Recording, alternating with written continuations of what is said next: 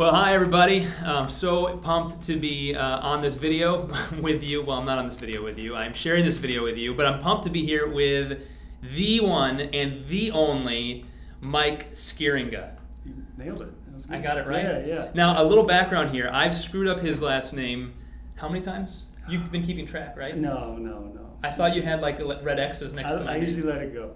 What do most people say your last name is? Sharinga. Sharinga. I did that one for a long time. Yeah, or Sharinga. Yeah. But then see what he did is he gave me this trick. He said it's like steering wheel, but with skiering. Yeah. And it's Skieringa. Yeah. All right, we're already derailing this conversation. That's important for you to know. I love this man. He's an amazing guy. I've known you for a number of years now, Mike. And you know, one interesting thing before we even kind of jump into the big stuff we got to talk about, you have an alter ego. Yes. Yeah. If you watched a prior video I sent out, I have an alter ego. That's me. That's just me on like more of a playful side, exciting. You know, maybe not as serious. Sometimes people would say I'm more of a serious person, and so I think my alter ego is more. You know, I'm in a playful state. So it's fun to be in that for me sometimes, and yeah, hopefully you know you can bring that out in me when you're with me. So. Mike's gonna hate me by the time this is done. No, so here's the reason why I brought the alter ego up. Mike sent out a video recently where you cut it, where it was like you, and then all of a sudden it was another version of you. And I watched it like 10 times on repeat. I loved it. I sent it out to you all as a church. If you haven't seen it, go back to my old emails and you can see it. All right, Mike Skieringa. Now, why do I have Mike here? Mike, I'm so excited. You guys have probably already been on this journey with Mike a bit. He's shared in front of our church at least one time, and I know I've sent some updates out from him. But Mike is going to be part of the Park 100. And the Park 100 we have a vision to send out 100 overseas workers to go and be a part of bringing the gospel to the nations. And Mike is from our very own homegrown guy from Park South Loop, and he will be participating in this. And you're getting close to kind of, Lord willing, moving. You've had quite a journey. So can you walk us through? You're on this journey. You're getting ready. Before we were just talking, you're like, I'm just a regular guy. Like, this feels weird that I'm in this position right now. So tell us, how did you get from where you were, let's say, 3 years ago, to where you are today, preparing to go overseas? Okay, let me make sure I get my dates right. So I think it was 2017 leading into 2018 was taking perspectives. So that was at the beginning of the year. One of my small group buddies had said that Jackson thought every Christian should take it. So I said, well, why not? You know, I'm going to learn more about God, so for sure. And so I took perspectives, and then that's where I really learned God's heart for the nations, just biblically and historically how we got here and how we can practically join in that kingdom work. And so it was through that time that, you know, the Lord started working my heart with saying, hey, you know, why not you? You know, is this something you could be doing? And then I went to Turkey, and so I got to see what it was like to serve overseas on a short-term trip, which was really cool.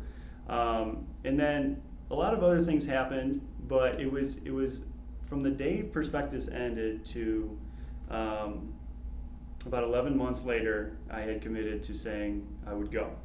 And that has a lot to do, I think, with there was a lot of people praying too for me as well, that this would be something that the Lord would work on my heart too. And so, I just felt like I had a really raw prayer of asking the Lord, you know, is this what you have for me? And a lot of times I think we get caught up in what was the calling? Where was like that one time that you remember God really spoke to you? And I like to tell people that it really wasn't like that for me. And I think that typically it's not. I would say I was just a regular guy, but just asking the Lord and keeping an open posture of, you know, Lord, is this something you might have for me? Because I feel like I'm driving my own plan right now rather than asking you. And then he just continued to kind of have a domino effect, I would say, of putting people in my life and people praying for me, and Park just having an amazing program that kind of gives you a runway.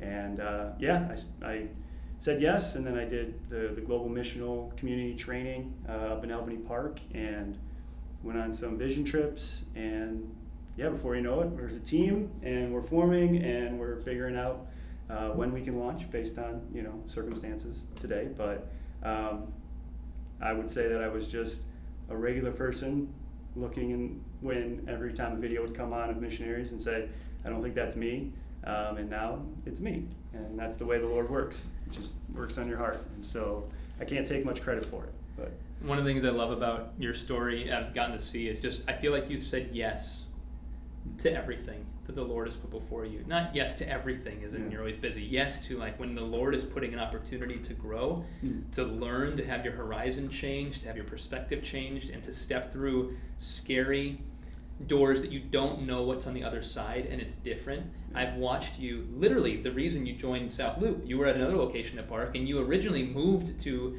our area to change things up in your life, not knowing what the other side had. And so I've watched you say yes, and it's pretty awesome. So thank you for that. Thank you for setting the example.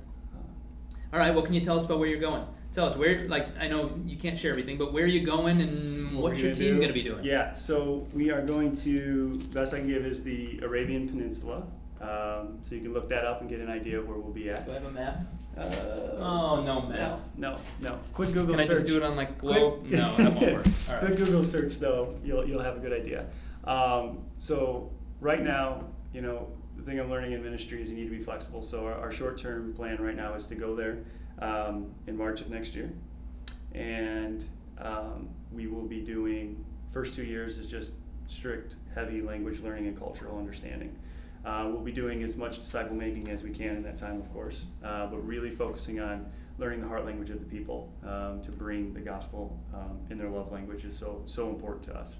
And so for the first 2 years, that's what we'll focus on. And then year 3, we will hopefully be expanding our disciple making. So making disciples that make disciples. So the name of Jesus will spread, of course. And then also ministry, or business as mission ministry. So we are tasked with helping start business, helping the economy. I kind of see it as like the Great Commission, go make disciples, but also the Great Commandment, love your neighbor as yourself. So how do we come into that neighborhood, that culture, that people, and see, you know, people that don't have food, or they're overlooked, or the marginalized, and how do we help them? How do we give them jobs and help them grow and sustain too?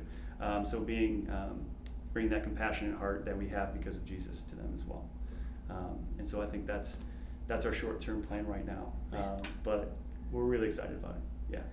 It's so cool. I mean, thinking of the idea of business as missions. So, Mike, you've had a solid career downtown. I'm looking out the window right now at downtown Chicago, and you've had a solid career downtown. You've worked downtown Chicago, and now you're taking the skills that you've developed. And while it won't be the exact same job you've been doing, obviously, you're going to figure out what job is needed out there. But in the long run, looking to use your business skills, what you've been doing here in Chicago and doing it effectively, and looking to use those skills in a very real way and to really bless another nation and bless other people through your business skills, and along the way be a Christian with the hope of the gospel inside of you. I mean, guys, so I just, as you're thinking about Mike, I want everyone to be looking at this going, I have been called as well with the same command that God gave every single person to go make disciples of every nation. That command is on your life as much as it's on his, as much as it's on mine, as much as it's on anybody else. So live that way, whether your job is downtown in Chicago, or whether your job is at home in your home office, or at home, wherever you are a disciple maker. And you had a great phrase there. Make disciples that make disciples. That's a heart level phrase for me. And I love that. Now, let me close this up. We actually already went longer than I expected, but this has been fun. So tell me, how can we support you? Becoming a full-time worker, global worker overseas, takes finances, it takes a team, and we want to be a church that sends you incredibly well. How do we do that? What do you need? Absolutely. There's, just to reiterate that, it does take a whole team. We're not like 9 people going by ourselves. It takes a church, it takes prayer, it takes support, just like Jesus and Paul had. And so we need a church, we need people to support and financially help us.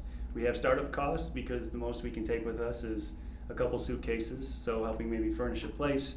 We have to pay rent up front for a year. Some of those things are a bit of a burden for us to get overseas, and then also a lot of training. We have security training, we have language acquisition training, and so those are actually for a month long, so they're pretty pricey as well. So being able to help get funding from the church on those things will really help us accelerate finishing up of support raising and allowing us to do those trainings without having additional cost to think about. So inviting just everyone who can chip in any way and help support this mission, because it's our church's mission, right? It is me. I'm the one talking here with Raef, but really it's our church, and you guys are the ones that helped groom us and pray for us to even get to this point. And so it's just exciting to be able to join into it all together. All right, here's my push. Ready, church? Let's get him fully funded. You already got a large chunk of it done. You're already, I think, like over 70% of the way there. Yeah. Can we knock that out, church? Yeah. Here's what I'm going to do. In this email, there's instructions of how you can get in touch with Mike and say, I want to support you. I want to financially be behind you. I want to prayerfully be behind you. I want to get your update letters. Let's support this guy. Let's get behind his work. It's good, godly, global work, bringing the gospel to the nations. I trust this guy with my life. I trust him with the gospel as he goes overseas, and he's from our church. Let's support him, okay? If you didn't hear it from me already, let's support this guy. Reach out to him. We love you, Mike. Thank you. Sorry for being overly energetic. No, you're good. With a video about making disciples of the nations. Brings out the good side of me. Get so excited about this. Okay. Love you guys. Love Bye. you so much.